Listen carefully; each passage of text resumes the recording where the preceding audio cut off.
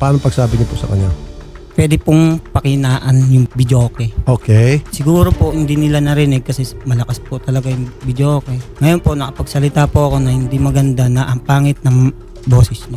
Inabangan po siya ni Kuya Alex. Tapos doon na po siya binugbog. Hindi po, ganun po, Sir Rafi, nangyari kasi po, 9 pa lang po, nagmamaoy na po yan, sobrang lango na po yung Sir Ramil Cairo. Tapos po, nagsisigaw na mga nyo, huwag kayo maingay, magpapangit ng mga pusis nyo. Tapos po, nung paglabas po ng anak ko, siguro bibili po, yun po, tsambahan niya po yung anak ko doon sa labas, doon po niya nasapak yung anak ko. Tapos yun po, nagkarambulan na po. Kayo ba'y makikipag-ayusan o makipagdemandaan? Kasi tutulungan namin kayo kung gusto magdemanda. Didemanda po kasi bukod po doon, naglabas po sila ng itak. Tapos po, Hitakin po ako. kinagat-kagat po nila. Kayo may mga kagat. Opo. Pasensya na po dyan sa Distor family. Sige po, tuloy ang kaso.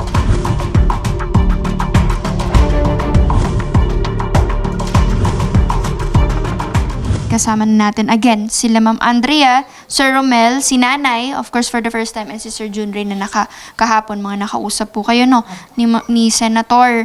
So kumustahin ko muna kayo Ma'am Andrea, kumusta na kayo since kahapon? Nagkausap kayo, of course, na nandun din sa Senator at napakinggan yung side po ninyo. Tuwang-tuwa po sa nangyari. Kasi napakinggan po kami na matupad namin yung ustisya na dapat mangyari. Ngayon, isa sa mga nabanggit nyo kanina, Ma'am, no, na napapansin natin, si Ma'am short hair na. So, last time, Ma'am, long hair po kayo daw. Opo, hanggang dito po yung buko nun eh. Ano nangyari, Ma'am? Tinahi po kasi yung ulo ko. Kasi po inuntog ho ako. Tapos ngayon, nung tinahi po, may malaking puang na ho yung buhok ko. Kaya kinalbo ko na ho. So, kailangan talaga kayong i-short hair. Opo. So, parang grabe din yung naging trauma nito sa inyo, Ma'am. First time ba, Ma'am, na na-involve kayo sa ganito? Opo. Sa tagal ko po na buhay, hindi pa po ako na ganun ng ibang tao. Kasi hindi po ako nakikipag-away. Isa pa sa nabanggit nyo, Ma'am, kinagat kayo. Ito, makita natin ng personal. Ay, na, Ma'am, may marka pa. Kaya po yung pagkagat niya dito. Nagpa-anti-rabies kayo, Ma'am? Opo. Wala namang rabies? Wala naman. Buti naman. Kasi minsan may mga iba may rabies talaga. So, paano ba yung kinagat yan, Ma'am? As in, Yung... Opo, kasi nung nagkasabunutan na ho, tulong-tulong po sila na sabi, bitawan mo na. Tapos hanggang sa kinagat nila ako para makabitaw ako. Pero yung hawak-hawak ko, hawak pa rin po niya yung buhok ko. Kaya hindi po ako bumitaw kahit na sobrang sakit po. Kasi pagtutulungan na ho ako eh. Nay, ano naman ang reaction nyo, Nay, dito sa nangyari? Ang reaksyon ko, yun nga po, masama talaga ang loob ko dahil sobra-sobra ang tulong ko sa kanila. Ngayon, ang ginawa ng chairman, para hindi ako mapalapit sa kanila, pinalayo ako para hindi na ako Makaiwas po atakihin. kayo. Oo. Kasi may ano ako sa puso. Kung mag-hysterical ako, wala. May kawawa yung mga anak ko. Ang pinakang punot dulo kasi nito is, yun nga, nagbi-video okay at may sinita nyo nung una. Sobrang lakas ba nung video okay nila? Bakit nasa point na kayo ng pagsita?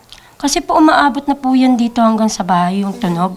Ngayon kami, nagiinuman po kami ng kalibin ko. Hinahayaan lang po namin kahit ang sakit na po sa tenga. Kasi sintinado po talaga eh. Ngayon si kuya po, pag uwi po niya talaga, hindi niya po kinaya. Kaya sinaway niya po. Mga anong oras ba ito nung nagbi-video okay sila? Hapon pa po. Hapon. Hindi, nung nagsitahan na. Mga anong oras? 9:30 po. 9 na ng gabi. So talagang medyo... Ikaw, sir, dumating ka nung oras na? 9:30. 9:30. So, syempre, si sir galing sa labas, pagod din, trabaho. So, ina-expect niya, tahimik, makapagpahinga na lang. Tapos, si sir yung nagsabi na pangit ang boses. Ba't mo ba nasabi yun, sir? Talagang sintonado ba? Opo, sintonado talaga. Naalala niyo ba yung kanta? Ano ba yung kanta? Sa tingin na, pagkakaalala mo? Hindi ko rin alam. English or Tagalog na kanta? Tagalog. Tagalog. Opo. Tapos, bumibirit. Bumibirit pero pumipiw. Yung totoo lang, paano yung pagkakasabi mo na, syempre sila, na-offend sila eh. Sabi ko po, pwede po bang pakihinaan yung videoke kasi may biyahe po ako kinabukasan ng alas 4 ng umaga. Ngayon po, hindi siguro narinig, nakapagbangkit ako ng hindi maganda na ang pangit ang boses nyo. Okay, paano mo nasabi yung ang pangit ng boses nyo? Ganun ba, sir? Paano? Ang pangit ang boses nyo. Ayun po. Yun lang. So, yun yung narinig nila nung nabanggit mo yun. Siguro po. Kaya inabangan po ako sa taas. Okay, so, ikwento mo, sir, ano ba yan, bibili ka ba? Ano bang, ba't ka lumabas, sir? Ba't Lumabas ka ako umakyat? para bumili ng Yossi. Ngayon po, pagbalik ko po, inaabangan na po ako ni Alexander. Tapos ngayon po, hinatak po ako. Sinabi niya, anong problema mo? Sabay suntok. Tapos, yung nakatayo na ako, bumaba po ako para humingi ng tulong. Pero hindi nila narinig. Humingi ulit po ako ng tulong. Tapos ngayon, naglakad po ako ng isang baitang sa hagdan. Itinulak naman po ako ni Alexander. Tumalsik po ako. Okay, tapos dito na, syempre, bilang kapatid, lumabas na si ma'am. Paglabas mo, ma'am, kuyog na. Opo. Okay, sino yung mga nakita mong pakuyog na sa'yo? Pakipangalanan natin. Si Larry, Imelda, Alicia, Carlo, at saka si Vincent po. Vincent. Pero doon, sino yung dumali sa'yo, ma'am? Si Alicia po. Alicia. Tapos si Imelda, tapos si Larry po. Okay. Sino yung, kasi kumbaga may kagat, Imelda and Alicia. Yung sa ulo mo, ma'am, sinong nag-untog sa'yo? Si Alicia po. Alicia. Tapos si Larry, ano pong ginawa sa inyo? Siya po ang unang nanakit po sa akin. Anong ginawa Paglabas po, ginanto na po niya ako. Sinakal ka? Opo. Ginanyo na niya ako. Sinuntok? Opo. Okay. For now, ma'am, ba't naiiyak ka, ma'am? Kasi po naalala ko po yung ginawa nila sa amin. Grabe po yung paninira nila sa buhay na. Kasi po, kung hindi po nagawa ng ganun, hindi sana po lahat kami nagtatrabaho. May umi-income pong pumapasok sa amin. Kawawa na nga ho yung nanay namin na siya na lang mag-isa sa buhay. Dinadamay pa po nila. For now, kung ano po yung sa tingin ninyo ay magpapagaan sa loob ninyo at sa tingin ninyo yun yung karapat dapat, isusuportahan po ng programa. Okay po?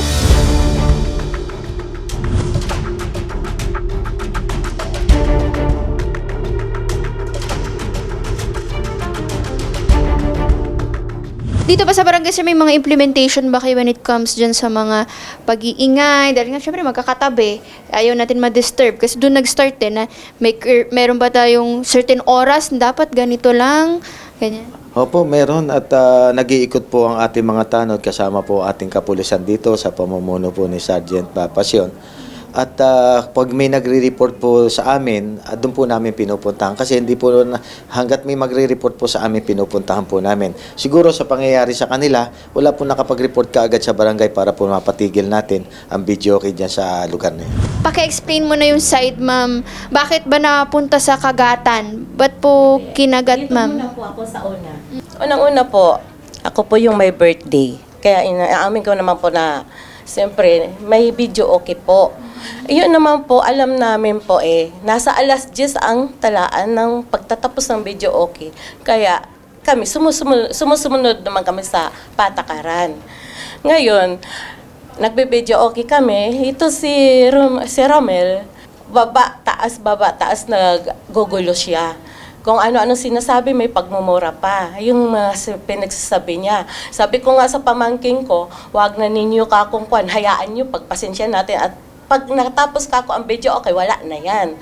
Ang kaso, nung lumabas ito, lumabas din ako, sumunod po ako sa kanya na yung si Romel, aawatin ko, pauuwiin ko na.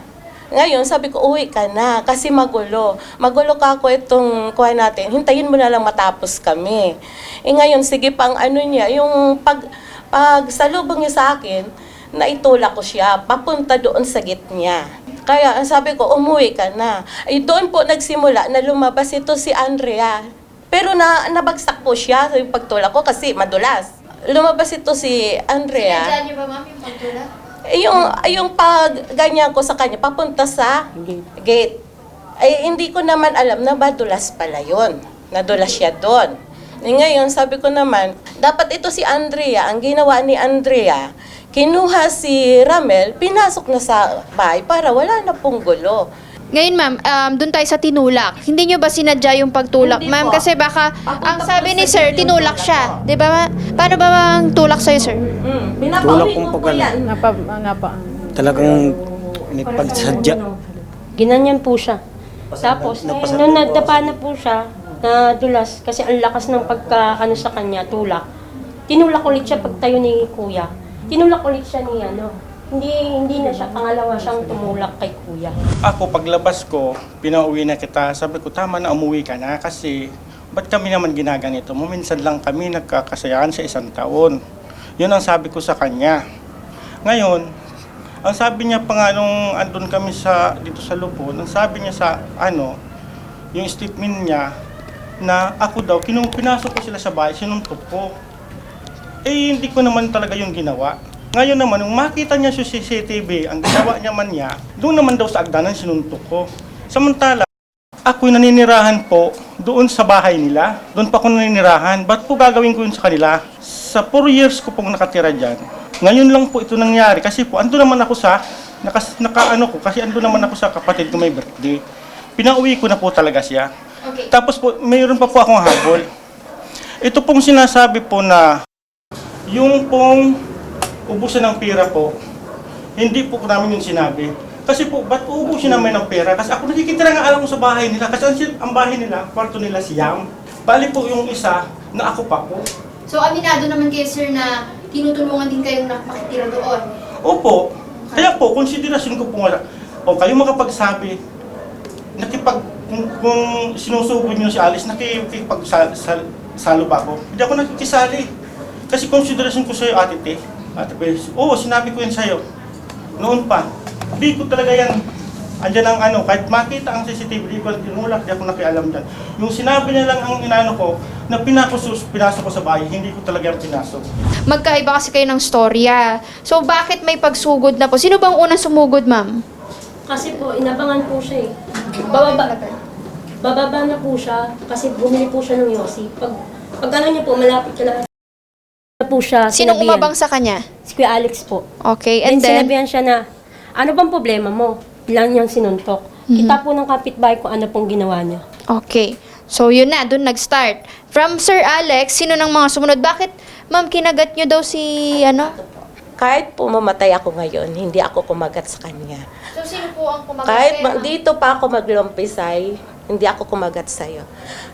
Sino po kaya ang kumagat, ma'am? Hindi po. Hindi ko alam kasi ganito ang nangyari. Ngayon, nung lumabas siya, may CCTV na. Nung lumabas po siya ganito, nakita ko, sinabunutan ito. Ngayon, ang ginawa ko lang po, kasi puro ako awat eh. Ako nga, nag-awat lang ako, nasaktan ako. Ngayon, ang tindi na pagkakuha niya, hindi ko makuha. Tawag nito, kung matindi, may tahirin ba siya sa ulo? Hindi po siya natahi kasi po, sinabunutan ng sabunot lang po talaga. Yung sa kanya, sino po ang pumuro sa kanya kaya? Dalawa po, nagsasabunot. Silang dalawa talaga. So, yung pagkagat, sino kayang kumagat sa kanya? Yun po ang hindi ko alam kung sino po ang kumagat sa kanya. Basta ako po nagsasadyusan ako. Ako po, hindi talaga, I promise. May pangil ba yung isa sa inyo? Wala naman. Wala naman ako. Wait, sinong kumagat kaya sa inyo niyan, ma'am? Kapag kakatanda mo, eto, kung susukatin natin yung, kasi hindi natin pwede sabihin walang kumagat, Kap, 'di ba? Kasi meron. Pwede nating sabihin na hindi kayo, ma'am, pero kasi may marka eh. So, may kumagat. Kung susukatin natin yung ngipin niya, no? Sino ba? Kasi po, may kagat din yan dito. Alangan, kagatin ko sarili. Maabot po ba? Hindi po. Kasi nung umaawat kayo, nakikisabunot nga rin kayo eh. Sabi mo, bitawan mo. Pero kinagat nyo to. Diba? Sino po sa kanila? Si Imelda. Kasi nandun po siya eh. So si Ma'am Imelda Opo. talaga kumagat Tapos si niyan? Alice po. Sino dito si Imelda kaya? Eto po. Eto, si Ma'am Alice. Po. Kasi si Ate Alice po, sabi ni Mama, pustizo daw po. Kaya siguro maliit lang yung kagat niya. Meron pa kagat po yung pag ganyan. No? Dito, kaunti lang. Bali, 4 po siya ang kagat. Tapos ito po, sa Ate Imelda po kumagat. Sure na sure po ako. Kasi nagmakawa po ko sa kanila eh. Sabi ko, Ate, huwag niyo itaas yung damit ko. Okay, Kasi so po, ma'am, wala akong brat panty. sino may nakapustiso daw, yung maliit daw ang kagat. Si Ma'am? Kami nakapustiso. Wala naman daw Yun daw po ang nakapustiso. sabi ni Mama. Pero sa pagkakaalala ni Ma'am, kayo daw, Ma'am, yung kumagat. Hindi talaga ako ang kumagat. Ngayon, ang ginawa ko lang sa kanya, di nakaalpas na sila. Nakita ko siya nakaalpas na. Inanyan ko na lang siya, nag-usap nga kami. Ang sabi niya sa akin, Ate, ginagalang kita at wala kang nagagawa sa akin. Sabi ko, kung ginagalang mo ako, sana ka ako, makinig ka. Tama na tong gulong to. So may nanakit ba sa yung lalaki or Apo. dalawang babae lang? Opo, kasama po. Si Hilary Santos po. Siya po ang nanakit Apo, sa kita po inyo? yun sa CCTV nila. Okay, so 3 ang Apo. sa'yo. Sa'yo, sir, sino nanakit sa'yo? Para madepensahan nila kung talagang ano. Kasi si Sir Larry daw, anong ginawa sa'yo ni Sir Larry? Siya po ang unang sumugod po sa akin eh. Sa'yo, sir, sinong nanakit sa'yo? Si Carlo, si Jo Marie, si Kuya Alex.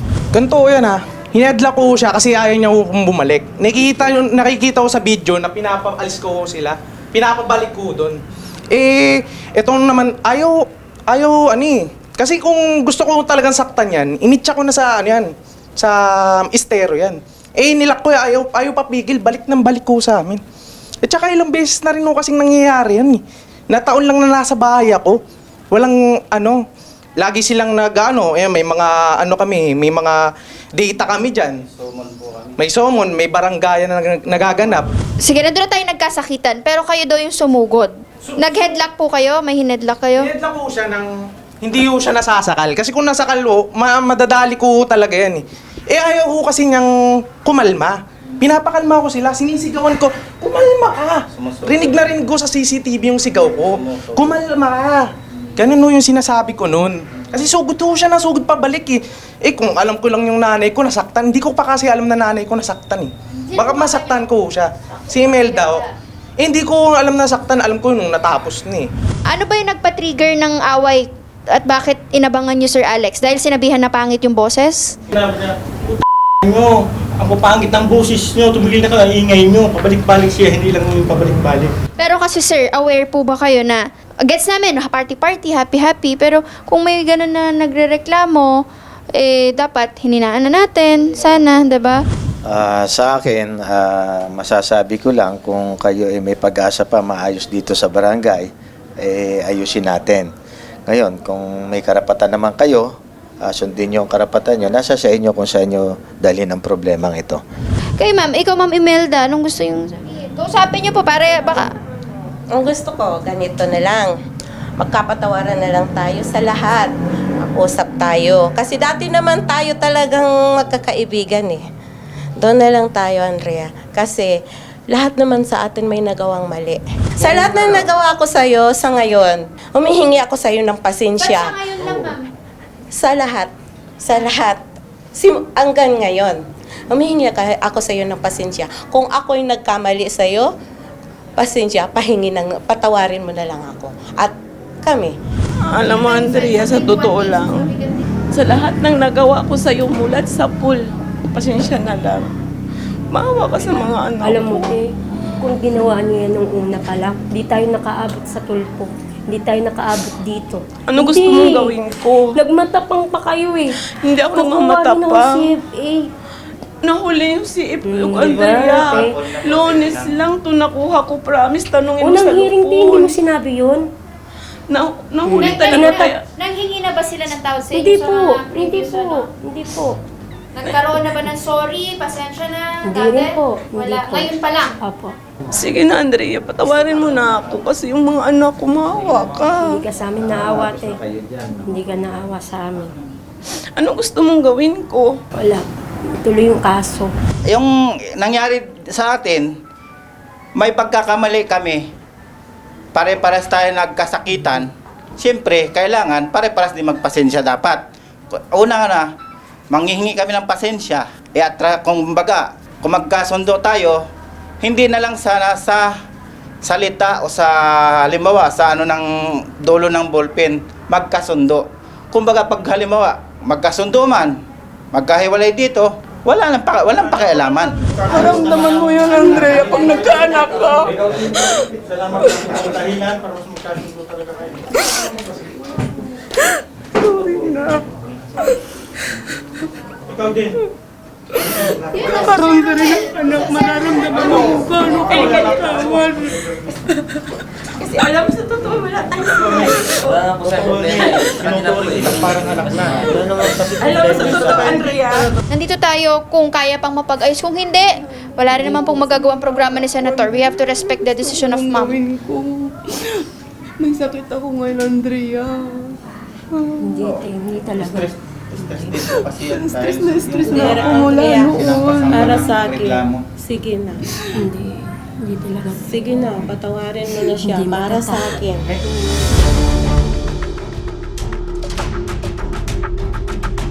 Ay, maawa ka na sa anak ko, sa akin. Ang sakit ko, Bigyan mo ng lumalala. one chance. Kahit ngayon lang, Andrea. Isa na lang na Last pagkakataon, na, Andrea. pagkakataon. Bakit ganun yung ginawa niyo? Ubusin ng awa mo pera na kasi rin alam kasi niyo kasi wala baka- kaming laban. Kaya nga namin, Andrea, ginawa namin, ang pera lumapit ko, kami vendors sa lang tulpo. kami. Therapy tulpo, idol. Ikaw, Sir Romel, nakausap kayo ni Sir Larry, humingi naman ng tawad. Ano po ang ano niyo, sir? Desisyon niyo? Tuloy po talaga. Tuloy ang kaso. Ikaw, ma'am. Nung una po talaga, si kuya ayaw talaga niya. Sabi niya, areglo na lang tayo, Van, kasi wala tayong pera pang laban dyan. Yung naipon kong pera na nagtatrabaho yung asawa ko, nailabas na namin para dito. Tapos, sabi niya, areglo na. Sabi ko, ayoko mag-areglo. Ayoko mag-areglo. Ako talaga yung nagmamatigas na ayoko ng areglo. Kasi sa ginawa nila sa amin, ayaw talaga. Ayaw na ayaw ko kasi nagsisinungaling sila eh. Impis manghingi na lang ng tawad, may dagdag sila. Ano pong final decision niyo, ma'am? Tutuloy po yung kaso. Ikaw, sir. Tuloy din po. Sa amin naman dito, kung hindi namin maayos talaga, ay wala din kami magagawa. At kung may pag-asa pa naman at kayo magsiuwi sa inyong mga bahay, pwede nyo naman pag-usapan doon sa lugar na yon. Kung hindi, kahit kami hindi kaharap. At pag naayos niya na, tawagan nyo na lang kami rito kung para kami pumagitna sa mga problema yan. Sa panahon ngayon, medyo masakit pa rin sa bawat isa ang nangyari sa inyo. Pero hihilom din yan pag mag-usap-usap lang kayo. Yun lang. Pasensya pero tutuloy talaga namin yung kaso. Yun lang. Kayo, sir. Pasensya na talaga. Kuya Alex, sa'yo lang talaga ako nagpapasensya. Alam kong mabait kayo. Patawad talaga. Sa nangyari talaga, hindi ko matanggap. 2 linggo ako hindi nakatulog ng maayos. Dahil sa dibdib ko.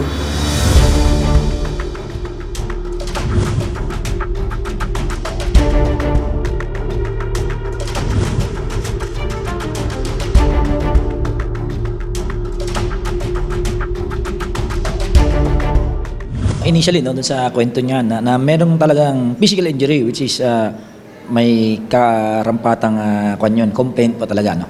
So, ito, tatanggapin natin yung, since meron na, hindi pa yun napag-ayos sa barangay, yung certificate to file action nyo, tatanggapin namin at i-assist namin kayo.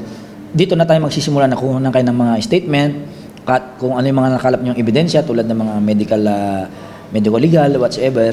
O kung meron pa kayong may iba pang testigo maliban sa inyo kasi kayo yung complainant. So kung may witnesses pa tayo, mas maganda. Tapos kung meron pa tayong mga collaborating ng mga ebidensya tulad ng CCTV, mas magiging stronger yung may sasampa natin na complaint against sa kanya.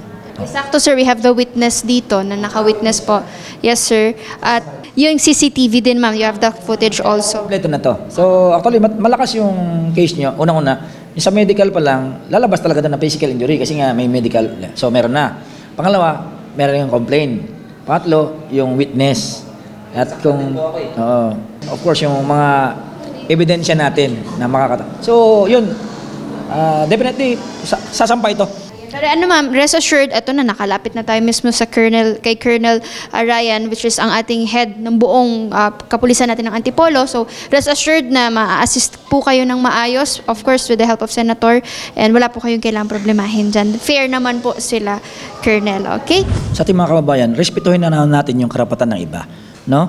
Hindi na nga magandang boses mo, mangistorbo ka pa. Pangalawa, kung tayo naman yung aggrieved party, kung maari na magkumonsulta rin tayo o mag-ask tayo sa mga government agency upang maging patas din naman. So, halimbawa nun, naireklamo kayo, tawagan niyo po yung kapitan o si chairman para sila yung sumama sa inyo. Kasi nga, enforcement kasi yun eh. Enforcement na ng ordinansa o ng batas. So, mas maganda na lumapit kayo at sigurado hindi mangyayari yan. Kung yung barangay o yung pulis ang kasama nyo na nag-approach doon sa kabilang partido. So yun lang. Pero sinabi ko nga, hindi ko sinasabing mali ang ginawa nyo. Pero mas maiiwasan sana yung ganito kung kayo ay nakipag-ugnayan sa tamang ahensya ng gobyerno upang samahan kayo sa inyong reklamo o concern.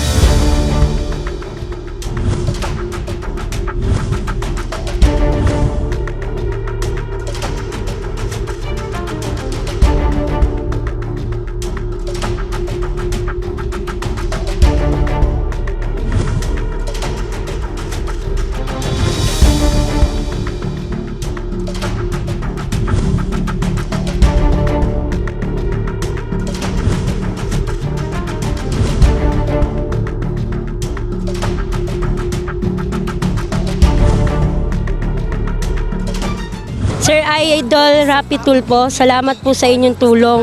Nakapagsampa na po kami ng kaso at napabilis po sa tulong ninyo. God bless po. Salamat po sa buong staff po at sa inyo po. Mabuhay po kayo, Sir Idol Rapi Tulfo. Salamat sa